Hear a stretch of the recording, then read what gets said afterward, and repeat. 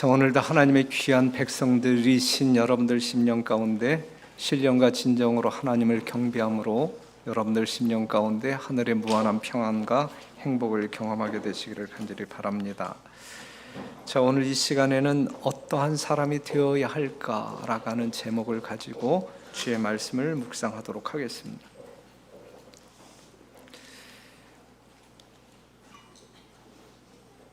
일단 이 그림을 보면 어떠한 사건, 이 모로코 지진 상당히 어떤 그 참상이죠. 얼마나 많은 희생자가 생겼습니까? 그 다음에 리비아 폭우 만여 명이 넘는 또 희생자가 생겼고, 얼마 전에는 하와이에 산불이 있었고, 그 전에는 또 뭐 튀르키예에 또 지진이 있었고 등등. 여러분들이 그냥 인터넷에 들어가서 최근에 일어난 어떤 그 자연재해 치게 되면 많은 시간을 읽을 수 있는 수많은 어떤 그 머리 기사들을 볼 수가 있는데, 우리가 지금 그러한 시대에 살아가고 있습니다. 이러한 일들을 경험한 현장에서 부르짖는 소리는 재앙이다. 이것은 분명히 재앙이다. 이렇게 부르짖고 있습니다. 분명하죠? 그것은 재앙입니다. 그래서 다시 한번 여러분들에게 지금 이렇게 각성시키고자, 또 우리의 마음 가운데 뭔가 이렇게 정비된 마음을 갖도록 하기 위하여 반복해서 이 말씀을 지금 읽어드리는 것인데 한번 좀 참고하시기 바랍니다. 세상의 모든 것들이 흥분 상태에 있다. 때의 징조는 불길하다. 다가오는 사건들은 그 앞에 그늘을 들이운다. 하나님의 성령은 세상에서 떠나고 있으며 바다와 육지에서 재난이 꼬리를 물고 일어난다. 태풍, 지진, 화재, 홍수, 그리고 온갖 부류의 살인 사건이 일어난다. 누가 미래를 알 수 있는가? 어느 곳에 안전이 있는가? 인생에게나 이 세상에 있어서 아무 곳에도 안전의 보증은 없다.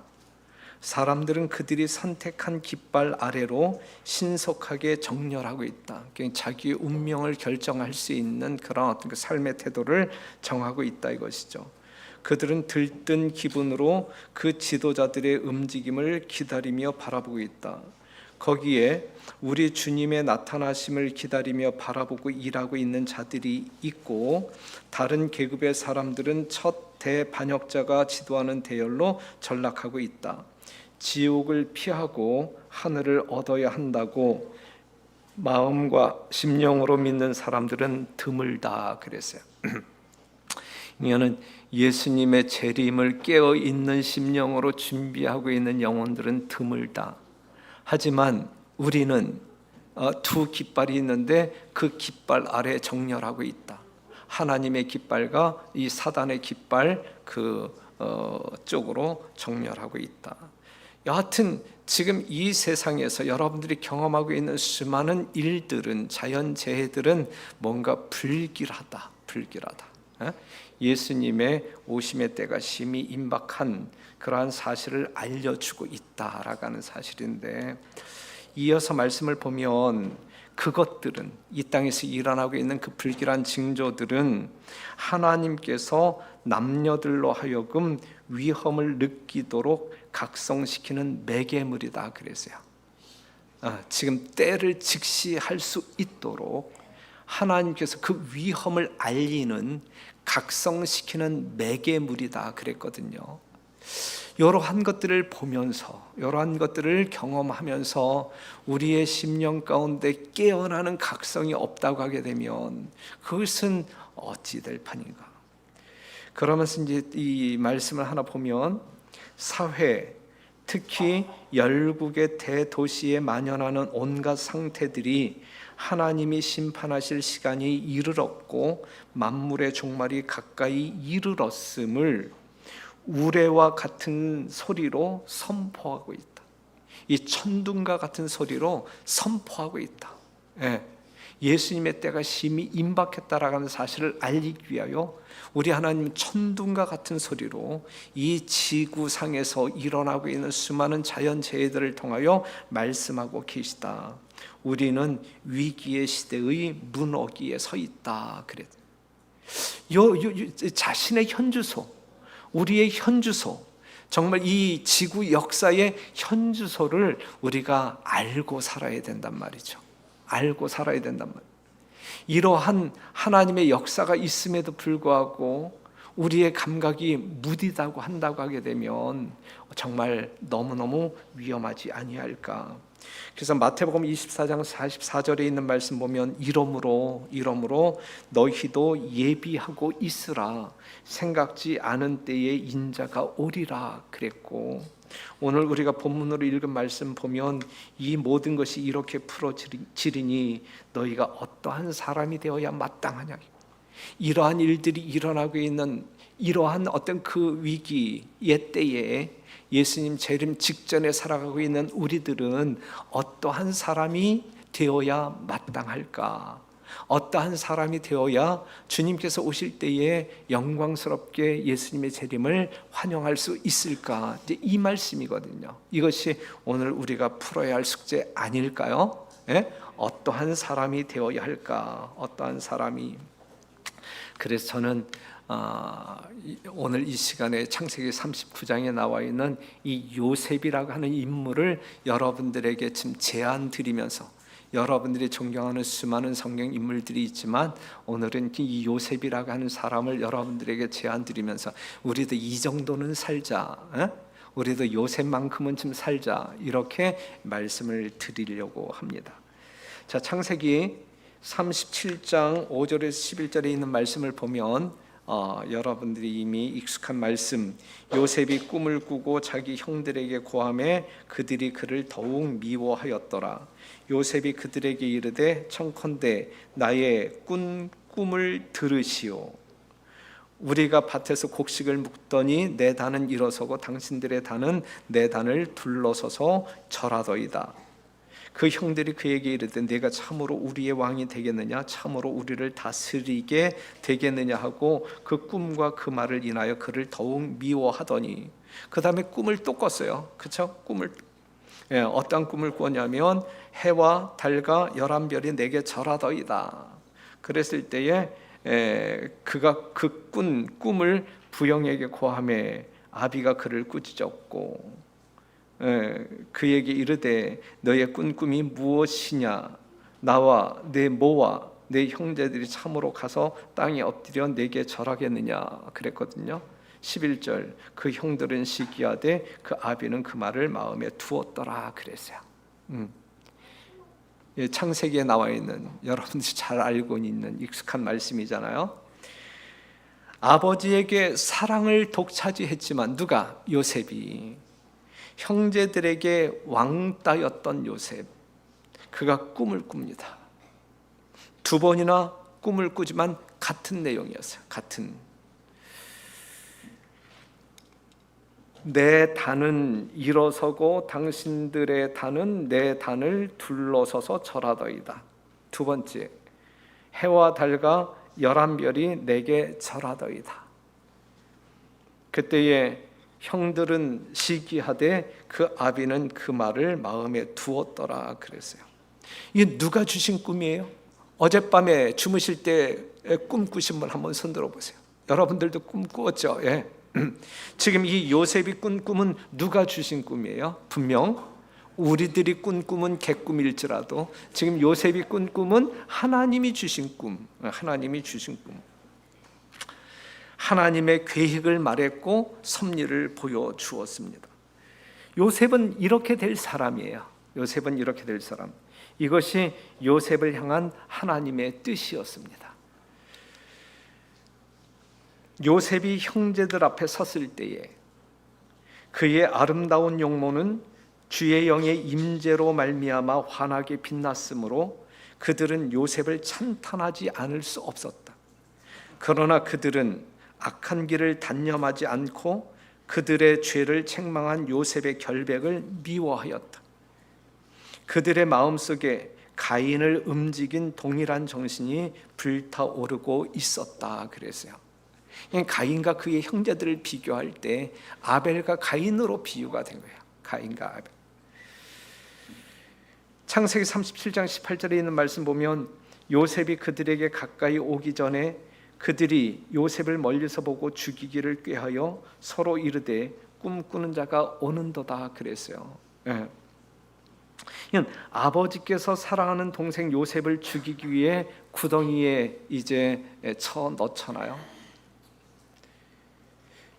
그런데 애굽의 상인들을 만남으로 말미암아 그들은 또 실리를 추구함으로 동생을 그냥 팔아버리잖아요. 노예로 팔아버리잖아요. 지금 이 상황은 요셉이 꾼 꿈과 전혀 반대적 상황이에요. 반대적 상황. 당시 요셉의 나이 17세.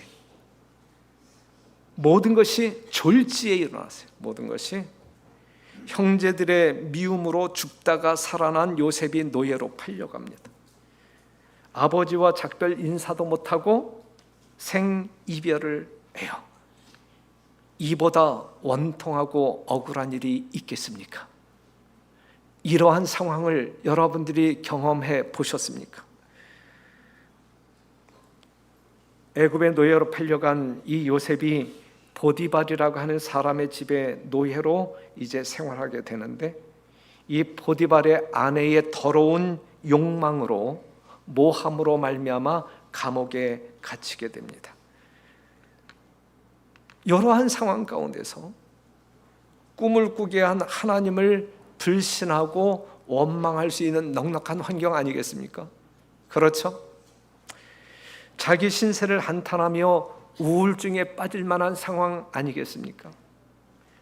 형들을 향하여 이를 갈며 원한을 갚고자 뭔가 궁리하고 있어야 할 상황 아니겠습니까? 그렇잖아요. 인간적으로 볼 때. 그럼에도 불구하고 요셉은 그렇게 했는가? 우리가 충분히 그렇게 될 수밖에 없는 상황으로 인정한다 할지라도 요셉은 그렇게 했는가? 만약에 여러분이 요셉과 같은 이러한 환경에 처해 있다고 하면 여러분들은 어떻게 행동하실 것인가? 요셉은 그 험악한 삶을 어떻게 살았습니까? 자, 이 요셉의 삶을 통하여 우리는 이러한 것들을 좀 더듬어 배워야 할 것이라 생각해요. 창세기 39장 4절에 있는 말씀 보면 요셉이 그 주인에게 은혜를 입어 섬김에 그가 요셉으로 가정 총무를 삼고 자기 소유를 다 그 손에 위임하더니 그랬어요. 이러한 상황임에도 불구하고 요셉의 매일의 삶은 지극히 성실하고 충실했다. 보디발의 은혜를 입었어요. 신임을 받았다냐? 신임을 받았어요. 어느 정도의 신임을 받았어요? 어느 정도의 신임이었어요? 39장 6절에 있는 말씀 보면 주인이 그 소유를 다 요셉의 손에 위임하고 자기 식료 외에는 간섭하지 아니하였더라. 요셉은 용모가 준수하고 아담하였더라 그랬어요. 전적인 신임이죠. 전적인 신임. 인감 도장까지 맡기는 정도의 신임을 이 요셉은 주인으로부터 받았단 말이죠.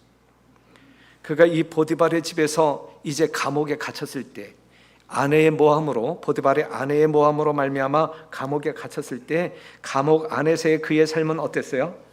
전옥이 옥중 죄수를 다 요셉의 손에 맡김으로 그 재반 사물을 요셉이 처리하고 전옥은 그의 손에 맡긴 것을 무엇이든지 돌아보지 아니하였으니 이는 여호와께서 요셉과 함께 하심이라. 여호와께서 그의 범사에 형통케 하셨더라 그랬어요. 그러니까 그 감옥을 총책임하고 있는 이 전옥 간수장쯤 되는 사람이 재반 사무까지 누구에게 맡길 만큼 죄수로 들어온 요셉에게 맡길 만큼 의뢰했고 신뢰했단 말이죠. 그에게 맡긴 것은 무엇이든지 참견하지 않았어요. 전폭적인 신뢰를 이야기하고 있는 것입니다. 사랑하는 성도 여러분, 요셉이 이러한 악 환경 가운데에서 이렇게 살 수 있는 것이 가능할까? 우리가 볼 때 참 힘든 상황이다 이렇게 인정하시잖아요. 그럼에도 불구하고 그는 그렇게 살았어요. 모든 사람들에게 은혜를 입고 신뢰를 받을 수 있는 그러한 생애를 살았단 말이죠. 그가 어떠한 사람이었어요? 참 그리스도인이었어요. 하나님을 참되게 믿는 사람이었어요. 하나님을 참되게 믿는 사람들은 이렇게 사는 것이 아름다운 그리고 정상적인 삶의 모습이다라고 하는 사실을 보여주고 있고, 하나님을 믿는 사람들이 이렇게 살 수 있다라고 하는 사실을 요셉의 생애의 역사를 통하여 우리는 확인할 수 있는 거예요. 여러분들도 이처럼 살 수 있다 없다? 살 수 있다. 여러분들도 이처럼 살아야 되겠다 말아야 되겠다? 살아야 되겠다.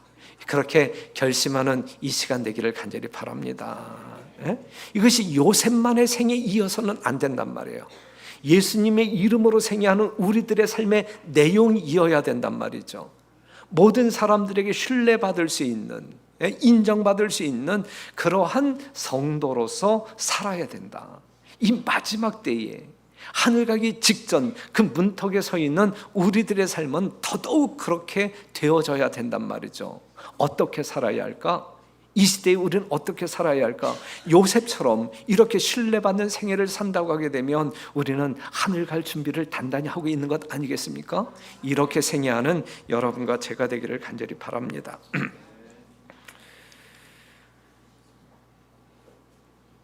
창세기 39장 5절에 있는 말씀을 보면 그가 요셉에게 자기 집과 그 모든 소유물을 주관하게 한 때부터 여호와께서 요셉을 위하여 그 애굽 사람의 집에 복을 내리심으로 여호와의 복이 그의 집과 밭에 있는 모든 소유에 미친지라 그랬어요. 요셉의 삶이 자기와 함께하는 이웃들의 삶 가운데 해가 되었어요? 아니면 이로움이 되었어요? 뭔가 이 사회에 기여하는 삶을 살았단 말이죠. 나로 인하여 내 주변의 사람들이 복을 받을 수 있는, 뭔가 어두움의 세계가 밝아지는 그러한 생애를 살았단 말이죠. 이 요셉의 삶은 정말 이웃들에게 그가 존재하고 소속되어 있는 사회에 뭔가 공헌하는 생애를 살았음을 우리는 확인할 수 있어요. 하나님께서 여러분들을 축복하실 때 여러분들만을 위하여 축복하신다라고 생각해서는 안 돼요. 그렇죠? 하나님께서 우리에게 축복하실 때에는 우리들뿐만 아니라 내가 거주하고 있는 사회에 뭔가 유익이 될 수 있도록 여러분들에게 은혜를 주시고 축복을 주시는 것이거든요. 이해되십니까? 하나님의 섭리를 이해하실 수 있나요? 여러분들을 향한 하나님의 목적입니다. 이것이. 하나님께서 나에게 이것을 주었으니까 나만 잘 먹고 잘 살자, 이건 아니란 말이죠. 지금 하나님께서 요셉을 축복하셨으면 틀림이 없어요. 그렇죠? 그런데 요셉이 받은 축복으로 말미암아 보디발의 집이 복을 받았단 말이죠. 그가 살고 있는 세상이 복을 받았단 말이죠. 하나님의 은혜를 경험했단 말이죠. 그래서 그는 이러한 어떤 그 평가를 받잖아요. 보디발이 요셉에게 뭐라고 이야기했어요? 여보게 요셉, 당신 때문에 우리가 복을 받았네. 당신은 복덩어리야. 우리 집의 복덩어리야. 사랑하는 성도 여러분, 우리는 세상의 복덩어리가 되어야 돼요. 복덩어리. 저기도 복덩어리. 우리 공동체 복덩어리들이 여러 명이 모여서 여러분들이 흩어질 때는 여러분들이 있는 곳에서 복덩어리 역할을 해야 되는 것이거든요. 당신은 우리 가정의 축복이야. 당신은 참 보배야. 이러한 소리, 정말 쓸모있는 사람이야. 당신은 나에게 참 유익한 사람이야. 당신만 있으면 난 행복해. 이러한 어떤 그 평가를 받아야 되지 않겠어요? 공능능 교회가 그러한 공동체가 되어야 되지 않겠습니까? 요셉의 이런 사람됨은 감옥에 가서도 마찬가지였잖아요. 감옥의 간수장이 얼마나 신임했으면 모든 것을 다 맡겼겠어요. 그 간수장이 이 요셉에게 뭐라고 말했을 것 같아요? 에? 자네는 말이야, 이 감옥에 들어오길 참 잘했어. 그건 내게 축복이야. 예. 내게 축복이기 때문에 야, 너 감옥에 들어온 거 참 잘했어.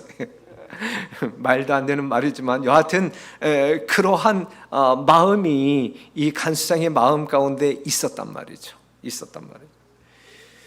하나님이 아브라함을 불렀을 때에 그에게 뭐라고 이야기했어요? 예? 하나님이 아브라함에게 너는 복의 근원이 될지니라 그랬거든요.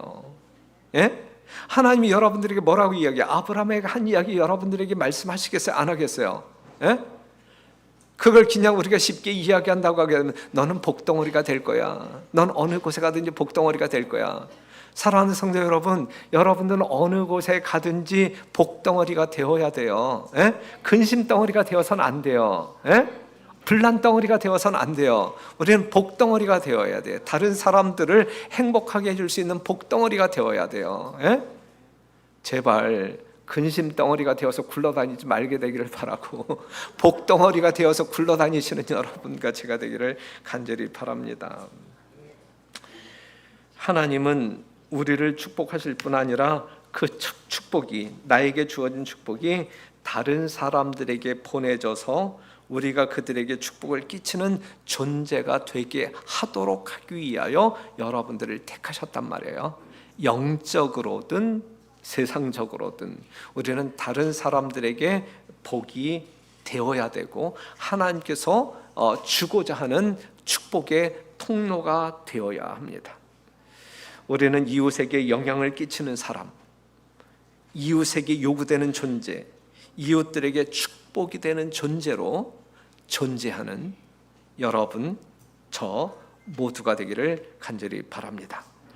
하나님은 그러한 요셉에게 범사를 형통케 하셨어요. 범사에 형통할 수 있도록 하셨어요. 그 다음에 창세기 39장 2절에 있는 말씀을 보게 되면 여호와께서 요셉과 함께 하심으로 그가 형통한 자가 되어 그 주인 애굽 사람의 집에 있으니 그랬고, 21절에는 여호와께서 요셉과 함께 하시고 그에게 인자를 더하사 전옥에게 은혜를 받게 하시며. 자, 여기 있는 말씀을 보게 되면 요셉이 어디를 가든지, 여러분들이 어디를 가든지 하나님이 뭐 하셨다? 함께 하셨다. 그런데 함께 하셨다라는 사실을 본인만 아는 것이 아니라 다른 사람들이 알았단 말이에요. 요셉이 어디에 가든지, 보디발의 집에 있든지 감옥에 있든지 아니면 왕 궁전에 있든지 이 요셉이 누구와 함께하고 있다라는 분명한 증거를 가지고 있었어요. 하나님이 함께 하신다라는 증거를 가지고 있었어요. 이것이 누구를 증거하는 거예요? 하나님을 증거하는 거예요. 예? 이 요셉과 함께하는 하나님을 발견했을 때 그 사람들이 하나님을 존경합니까? 하나님을 믿고자 하는 마음이 생깁니까? 믿고자 하는 마음이 생긴단 말이죠. 예? 예. 어디를 가든지 하나님이 함께 하신단 말이에요. 함께 하신다. 여기서 우리가 알 수 있는 것은 하나님이 함께 하시기 때문에 감옥에 가지 말아야 된다라고 하는 논리는 성경적이지 않아요. 하나님이 함께 하심으로 말미암아 내 생애가 형통해야 되기 때문에 사업에서 망해서는 안 된다라고 하는 논리가 존재하지 않아요. 하나님이 함께 하시기 때문에 내가 질병에 걸려서는 안 된다라고 하는 논리가 성경적으로 맞지 않아요. 그렇죠? 예. 우리가 하나님이 함께 하시는 사람이지만 내가 질병에 걸릴 수도 있고 내 사업이 망할 수도 있고 내가 감옥에 갈 수도 있단 말이에요. 하지만 그것이 내가 감옥에 갔다고 해서 내가 질병에 걸렸다고 해서 하나님 나와 함께 하시지 않는다라는 증거가 아니란 말이에요. 우리가 어떠한 곳에 가든지 어떠한 상황에 놓여 있든지 하나님 나와 함께 하신다라는 증거를 우리는 증거할 수 있어야 돼요. 분명히 함께 하신단 말이에요. 예? 감옥에 가 있는 요셉과 하나님이 함께 하셨습니까? 함께 하셨잖아요. 함께 하셨잖아요. 함께 하시는 하나님 왜 요셉을 감옥에 보냅니까? 그러지 말아야지. 이런 논리는 성경적인 논리가 아니에요. 감옥에 충분히 갈 수 있어요. 갈 수 있어요. 분명히 갈 수 있어요. 하지만 감옥에 간다 할지라도 그 감옥 속에 있는 요셉과 우리 하나님은 함께 하셨다라고 하는 사실이죠. 병원에 있는 나와 우리 하나님은 함께 하신다라고 하는 사실이죠. 이러한 사실을 우리가 분명히 깨닫고 함께 하시는 하나님을 경배하면서 다른 사람들에게 나와 함께 하시는 하나님이 어떠한 분인지 이렇게 증거할 수 있는 여러분과 제가 되기를 간절히 바랍니다. 요셉의 일관성 있는 삶이, 불평이 없는 삶이, 아주 적극적인 삶이, 기도하는 삶이, 예배를 신실히 드리는 삶이, 안식일을 성수하는 삶이 하나님이 함께 하신다라는 분명한 증거였고, 그러한 그의 삶을 통하여 많은 사람들이 하나님을 우러러보게 되었다라는 사실. 요셉이 그렇게 살 수 있는 환경은 아니었지만 그는 그렇게 살았단 말이죠. 하나님이 함께 하심으로 그렇게 살았단 말이죠. 그래서 요셉은 하나님을 증거하는 자로 살았어요. 자기의 삶을 통하여 하나님을 증거합니다. 창세기 39장 9절, 이 집에는 나보다요? 이 집에는 나보다 큰 이가 없으며 주인이 아무것도 내게 금하지 아니하였어도 금한 것은 당신뿐이니 당신은 자기 아내임이라. 그런즉 내가 어찌 이 큰 악을 행하여 하나님께 득죄하리이까? 하나님께 어떻게 내가 득죄하리이까? 나는 하나님을 믿는 사람이야. 난 하나님을 믿는 사람이야. 그렇기 때문에 이러한 범죄를 저지를 수가 없어. 난 하나님을 믿는 사람이라니까. 내가 하나님을 믿는 사람인데 어떻게 그러한 짓을 할 수 있어? 난 하나님을 믿는 사람이야. 이렇게 했단 말이에요. 지금 요셉이. 그렇죠? 하나님을 믿는 사람이 어떻게 그렇게 살아? 이건 안 된단 말이에요. 난 하나님을 믿는 사람이기 때문에 난 다른 사람을 미워해서는 안 돼. 그럴 수 없어. 난 사기칠 수 없어. 그러한 유혹이 있다 할지라도. 지금 이 보디발의 아내가 이 요셉을 정말 미혹하는 그 자리에서 이렇게 이야기하고 있는 거잖아요. 그렇죠? 하나님이 없는 사람이라고 하면 이게 웬 떡이냐지, 그치? 하지만 하나님을 믿는 사람이기 때문에 그 달콤한 유혹 앞에서 난 하나님을 믿는 사람이야, 이렇게 살아서는 안 돼. 어떻게 내가 하나님께 범죄할 수 있어? 이렇게 살았단 말이에요. 지금 여러분들의 마음이 누구의 양심이에요? 누구의 지배를 받는 양심이에요? 하나님의 지배를 받는 양심입니까? 분명히 그렇습니까? 아니면 사단의 지배를 받는 양심을 가지고 있습니까? 선한 양심입니까? 악한 양심입니까? 사랑하는 성도 여러분, 우리는 어느 순간일지라도 난 하나님을 믿는 사람이야. 그렇기 때문에 난 이렇게 해야 돼. 이렇게 사는 것이 우리들이 진정 예수님의 재림을 준비하면서 사는 사람들의 모습 아니겠습니까? 그래서 지켜보는 다른 사람, 그래서 저 사람이 저렇게 살았구나, 이렇게 이해할 수 있어야 돼요. 저 사람이 그래서 그것을 안 먹었구나. 그래서 그는 안식일마다 토요일마다 이상하게 교회에 갔구나. 이렇게 이해할 수 있어야 된다니까요. 난 하나님을 믿는 사람이야. 그렇기 때문에 난 이렇게 살아야 돼. 이렇게 증거해. 그래서 저 사람은 그랬구나. 이렇게 인정할 수 있어야 된다니까요. 그렇죠? 맞습니까? 틀립니까? 여러분들의 삶 주변에서 그러한 일들이 경험되어지기를 간절히 바랍니다. 창세기 40장 8절, 그들이 그에게 이르되 우리가 꿈을 꾸었으나 이를 해석할 자 없도다. 요셉이 그들에게 이르되 해석은 하나님께 있지 아니하니까 청컨대 내게 고하소서. 하나님을 증거해요. 하나님을 증거해요. 창세기 41장 16절, 요셉이 바로에게 대답하여 가로되 이는 내게 있는 것이 아니라 하나님이 바로에게 평안한 대답을 하시리이다 그랬어요. 내가 이렇게 말하는 것이 내가 어떠하기 때문에 실력이 있기 때문이 아니라 하나님이 당신에게 나를 통하여 이렇게 하라고 했기 때문에 하는 거야. 하나님을 이야기하는 거예요.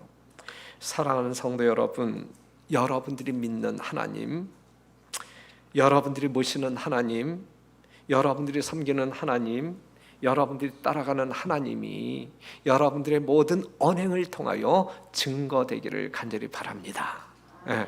그래서 여러분들이 늘 어떠한 곳에서 어떠한 언행을 하실 때 난 하나님을 믿는 사람이야, 그래서 난 이렇게 할 수밖에 없어, 난 이렇게 해야 돼, 이렇게 말할 수 있는 용기 백배한 우리 재림 성도 여러분 되시기를 간절히 바랍니다. 창세기 41장 37절, 바로의 모든 신하가 이 일을 좋게 여긴지라 바로가 그 신하들에게 이르되 이와 같이 하나님의 신에 감동한 사람을 우리가 어찌 얻을 수 있으리요. 그래서 얼마나 감동적인 칭호예요. 그렇죠? 얼마나 감동적인 인정이에요. 그렇죠? 그러니 사랑하는 성도 여러분, 내가 어떠한 사람이 되어야 할까? 여기에 대한 그냥 이렇게 단답형으로 답을 하신다고 하게 되면 지금 여기에 나와 있는 말씀을 인용하게 될 때 뭐라고 답할 수 있어요? 하나님의 신에 성령에 감동한 사람. 우리 공동정교회 모든 성도들은 자타가 인정할 수 있는 성령 충만한 사람들이 되어야 되지 않겠습니까? 그렇죠? 하나님의 신에 감동한 사람을 우리가 어찌 얻을 수 있으리요? 그 귀한 존재, 정말 그토록 귀한 존재, 그러한 귀한 존재로 인정받는 여러분과 제가 된다고 하면 예수님 재림 준비 끝난 거 아니겠습니까? 이 정도 인정받을 수 있는 사람이라고 하게 되면 예수님이 어느 시간에 오신다 할지라도 우리는 정말 기쁜 마음으로 맞이할 준비 완료한 것 아니겠습니까? 여러분들의 꿈이 이루어지기를 바라요. 요셉의 꿈이 이루어진 것처럼, 즉 요셉을 향한 하나님의 목적이 그의 믿음을 통하여 이루어진 것처럼 여러분 개개인을 향한 하나님의 목적이 여러분들의 신실한 믿음을 통하여 이루어지게 되기를 간절히 바랍니다. 헛된 꿈 꾸지 마시고 하나님께서 꾸도록 하나님께서 보여주신 그러한 비전과 꿈을 가지고 생애함으로 말미암아 그 꿈이 여러분들의 실생활 속에서 이루어짐을 경험하시고 예수님의 재림을 맞이하게 되기를 간절히 바랍니다. 창세기 42장 6절, 때에 요셉이 나라의 총리로서 그 땅 모든 백성에게 팔더니 요셉의 형들이 와서 그 앞에서 땅에 엎드려 절하매. 이 꿈이 이루어졌잖아요. 그쵸? 이 꿈이 창세기 43장 26절, 요셉이 집으로 오매 그들이 그 집으로 들어가서 그 예물을 그에게 드리고 땅에 엎드려 절하니. 그 보여주신 하나님께서 요셉에게 보여주신 꿈이 역사 속에서, 현장 속에서 그 시간에 정확히 이루어졌잖아요. 사랑하는 성도 여러분, 요셉은 누구처럼 살았어요? 예수님처럼 살았어요. 요셉의 삶은 예수님의 삶의 표상입니다. 사랑하는 성도 여러분, 우리가 요셉처럼 살 수 있나요? 요셉이 이렇게 살았다고 하게 되면 우리도 이처럼 살 수 있는 것이죠. 그렇죠? 그래서 정말 여러분들의 겸비한 심령, 정말 순결한 심령 가운데 예수님 살아 역사하심으로 말미암아 여러분들의 신실한 믿음이 요셉이 살았던 것처럼 우리도 전폭적으로 하나님을 신뢰하고 하나님을 증거하는 그러한 생애를 살다가 예수님의 영광스러운 재림을 맞이하는 성도 여러분 되시기를 간절히 바랍니다. 정말 주님 오실 날이 심히 임박했음을 추호도 의심하지 않게 되기를 바라고, 정말 피부적으로 아주 감각적으로 그 위기의식을 느끼면서 철저히 준비하는 주의 백성들이 되기를 간절히 바라면서 말씀을 마치겠습니다.